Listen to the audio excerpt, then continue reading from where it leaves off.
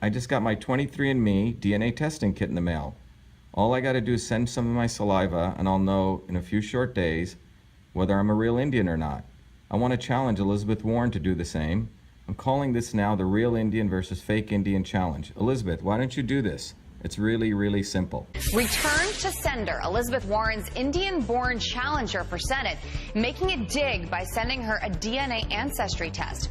VA Shiva Ayyadurai posting the images to Twitter to prove it, writing, quote, "I'm deeply saddened Senator Warren refused my thoughtful, gift-wrapped birthday gift, the 23andMe DNA test kit. Most unfortunate. Hashtag fake Indian."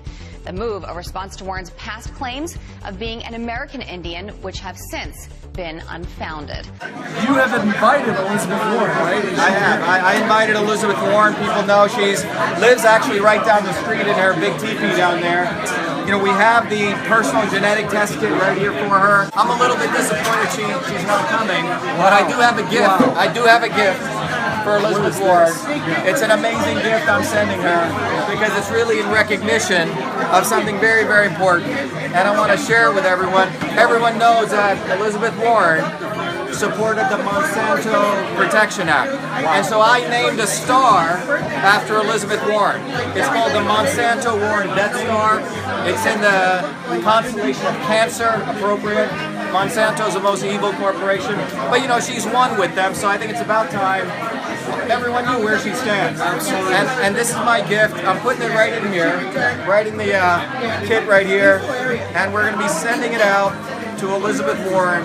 I think the big issue here is you have someone who says that they fight for the working people, fight for the poor, fight for people of color, and she has exploited that for her own benefit. And this is not about, when they claim that President Trump is making this a racial slur. In fact, she is the one who's a racist because, A, she took advantage of someone's race, she shoplifted someone's identity, and when it's exposed, they start screaming and throwing tantrums like children.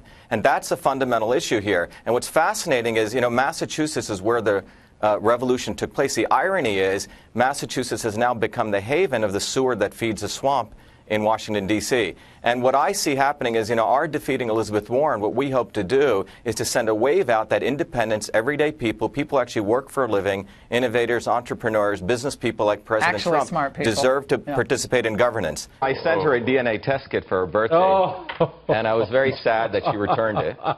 And I tweeted it out, and it went viral all over the internet. Because, see, the issue of real Indian and fake Indian, there's a truth there, because here's a woman who actually checked off the box saying that she was a Native American. Yep. I mean, this foretells a person who's basically a self-serving elitist, is willing to cut in line as she needs, is willing to promote policies, for example, illegal immigration, so others can cut in line. I came in as a legal immigrant. You know, my dad came first. We had to wait about a year. So there's essentially disrespect for the law and disrespect for the country. And these people, you know, play a very, very good game, and they're essentially un-American in my position. It's going to be a historic fight because, remember, Elizabeth Warren is not running just for Senate. She's running to stop Donald Trump. That's what her website says. I think only a real Indian can defeat the fake Indian. So you're a real Indian, and you're running against a so-called fake Indian. Do you think that's resonating among the folks of Massachusetts? It's resonating big time, and it's resonating across all demographics, Jesse, not only, you know, everyday people, but also people who you'd think would not find it funny, you know, the so-called educated elite. They also can't stop cracking up. They're laughing about this in Cambridge, is that true? They are, and I think the reason is, you know, there's a famous philosopher said when someone laughs at a joke, it's hitting something very deep in the unconscious. What it's really hitting is hypocrisy that Elizabeth Warren is about. There are many people who are saying, should you choose to run in 2020, and one of these groups is the Berkshire Eagle, Massachusetts newspaper that endorsed you in 2012, that the issue of your ancestry will come up, and they're suggesting that you put it to rest, saying, quote, that Elizabeth Warren should screw up her courage and take the spit test, a DNA test, that a positive test would permanently resolve the issue while possibly shutting down President Trump. Would you be willing to take a DNA test to put this issue to rest?